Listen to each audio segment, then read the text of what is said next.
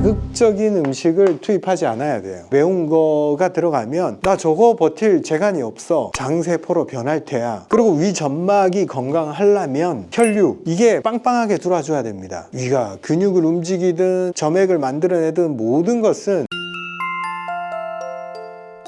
안녕하십니까 구독자 여러분, 후쌤입니다. 장상피화생이 증상이 없다, 이 부분을 사람들이 되게 궁금해해요. 분명히 내시경에서는 장상피화생 진단받고 좀 심한 단계입니다 라고 이야기를 하는데 본인은 전혀 느끼지를 못하는 분들이 많아요. 나는 소화도 잘 되고 아무렇지도 않은데, 그 비율이 어느 정도냐면 50에서 70%. 제가 실제 임상에서 봐도 그래요. 증상 없다는 분들이 더 많아요. 위 점막은 정말 상태가 안 좋아졌는데도 어떻게 이렇게 느낄까? 우리가 피부가 안 좋아지면 뭔가 피부가 아프다고 느끼잖아요. 근데 위 점막이 이렇게 됐는데도 왜 못 느낄까? 이걸 뜯어보는 게 되게 중요해요. 자, 원래 위 점막 세포가 오랜 염증에 시달리고 강한 자극에 계속 노출되다 보니까 나 더 이상 못 버티겠어, 점액도 못 내놓겠고 보호막을 못 내놓겠어. 그래서 자꾸 위 점막 세포가 자꾸 손상이 되는 거예요. 모든 세포를 만들어내는 것은 기초세포가 있어요. 줄기세포에서 분화돼서 만들어냅니다.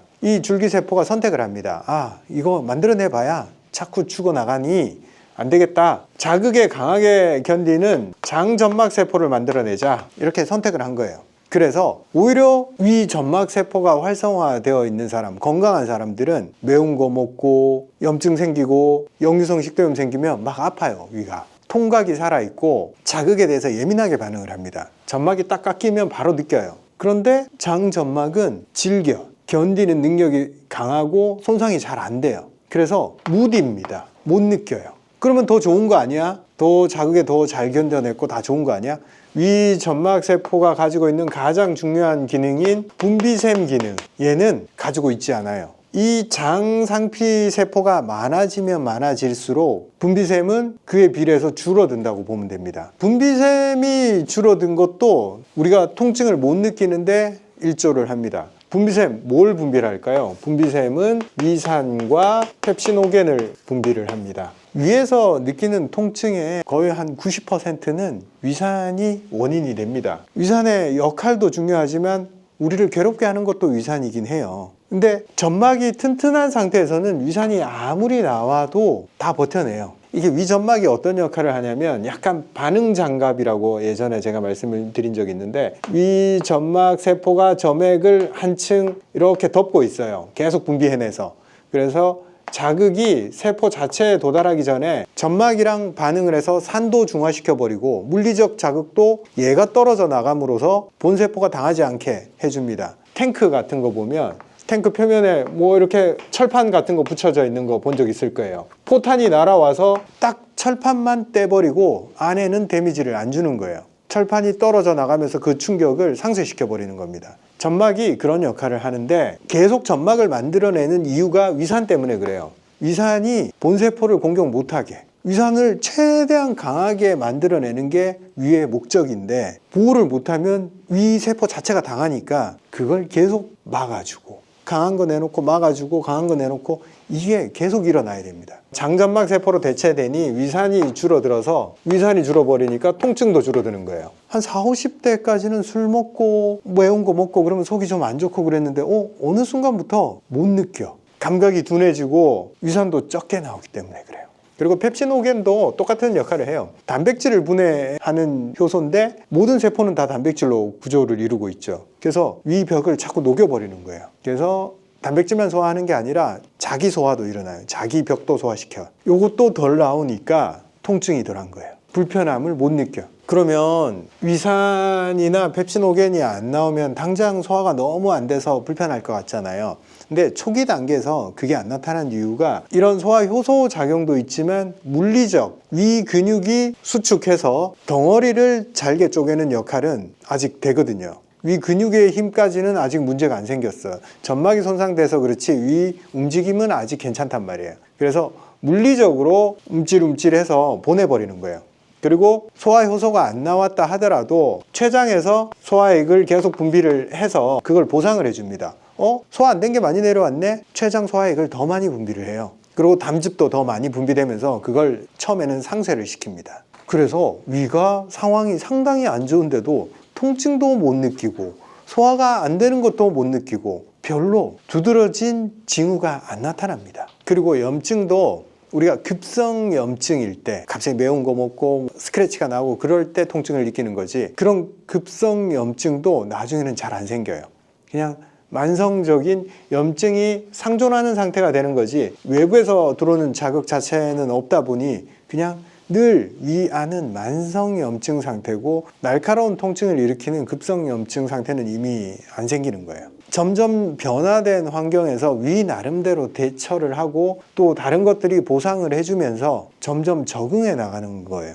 근데 그 적응의 결과가 좋은 방향이냐, 순식간에 상황을 나쁘게 만들어 버립니다. 결국에 이 보상작용을 해주는 췌장액도 부하가 걸려버리면 줄어들게 되어 있어요. 그래서 소화가 느려지는 단계로 들어가고, 점막이 깎이다 장상폐하생이 많이 심해지면 그 주변 혈류 상태가 좋아지지 않고 만성염증 상태가 오래되다 보니까 근육 능력도 떨어져요. 그리고 장에서 소화되지 않은 것들이 혈류로 들어가서 혈류순환을 방해를 하고 몸속의 독소량을 늘리기 때문에 혈액순환이 줄어들어서 위 근육의 움직임, 이것도 혈액이 많이 공급이 돼야 되는데 혈류순환이 줄어드는 타이밍이 오기 때문에 결국에는 소화장애가 장상폐하생이 생기고, 그것도 한 4, 5년 이내로 소화장애는 따라옵니다. 아직 못 느끼고 있는 것은 장상폐하생 초기 단계에 있기 때문에 그래요. 자, 이런 변화는 위의 생존 본능이에요. 버티기가 힘드니까 왜 조건이 자꾸 변하고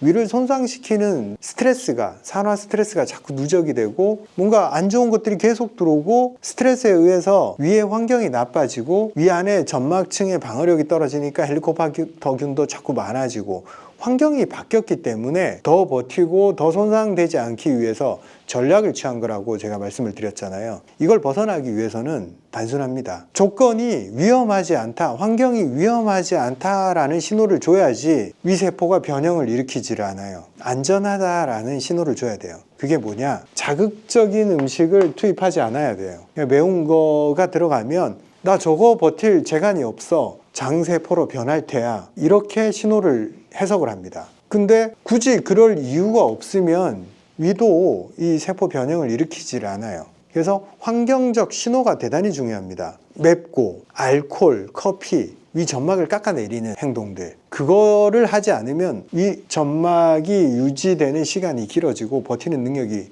자꾸 쌓여 나갑니다.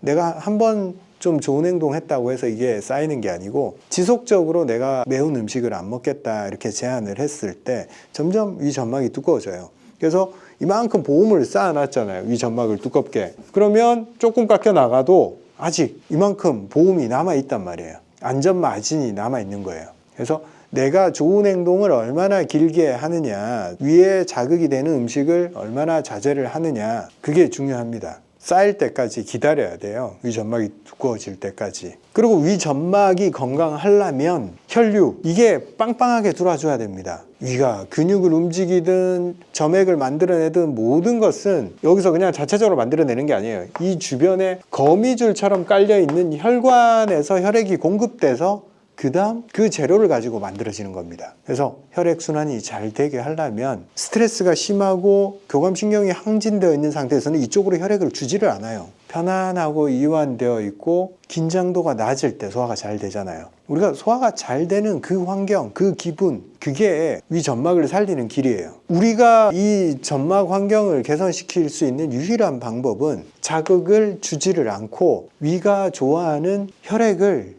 끊임없이 공급해 준다, 여기에 초점을 맞춰야 된다 제가 말씀을 드리면서 맨날 심장 얘기하잖아요. 심장 살려야 위장 살릴 수 있다. 심장 살리는 게 딴 게 뭐가 있어요? 심장을 쓰는 거예요. 어느 정도로 써야지 심장이 강화가 되냐? 그냥 걷는 걸로는 안 돼요. 걷는 거는 현상 유지. 그냥 가만히 있는 것보다 걸으면 혈액순환이 되잖아요. 그죠?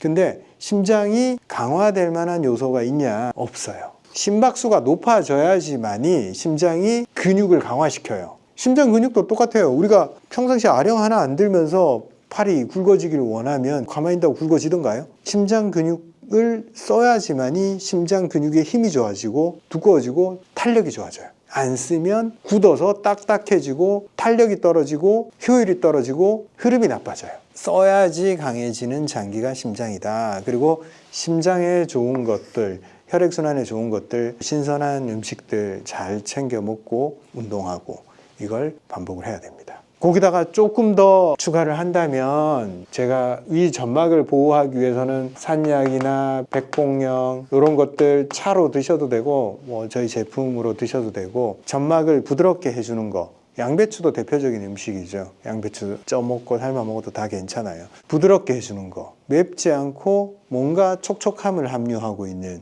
그런 것들 그게 다 뮤신이 함유되어 있어서 점액질을 늘려줍니다. 그리고 혈액은 단삼, 홍화, 당귀, 지황 이런 거 모두 다 차로 드셔도 되고 혈액순환이 좋아요. 혈관에 도움이 돼요. 위장 살리는 길은 심장을 같이 살려야 된다. 왜? 지원군이 와줘야지 회복을 시킵니다. 그래서 요건 전에도 한번 말씀드렸지만 우리 한의원에서 처방 이름이 위심탕이에요. 제가 임상 한 20년, 위장 치료만 한 20년 해보니까 위장만 살려가지고는 안 돌아와요. 만성 질환, 오래된 질환들은 어떻게든 혈류가 약해진 측면들을 파악을 하고 그걸 강화를 시켜주면 더 빨리 돌아와요. 그래서 위장과 심장은 항상 세트로 간다. 제가 장상피하생까지 말씀드렸고 장상피하생 단계에서 방치가 됐을 때 그 다음 단계로 가는 거는 이형성증, 즉 정상적인 위에서 발견되는 조직이 아니라 그 자체로 자꾸 증식하는 위 내에 존재하지 말아야 될 증식하는 세포들이 자꾸 자리를 차지해 나가는 거. 요게 이형성증이에요. 요게 주변 조직까지 침투해서 들어갈 능력을 탑재하는 순간 요건 암이 됩니다. 다음 시간에는 이형성증에 대해서 말씀을 드리도록 하겠습니다. 장상피화생이 무증상이지만 왜 위험한지 그리고 무증상인 이유를 알아야지만이 상황이 상당히 나빠지고 있구나, 위가 살려고 이런 전략을 취하고 있구나, 이걸 이해하셔야지만이 심각성을 이해를 하고 내가 통증도 못 느끼고 소화 안 되는 것도 못 느끼지만 식습관을 바꾸고 이전에 하지 않았던 운동을 계속 해야 된다는 사실을 이해하시길 부탁드립니다. 감사합니다.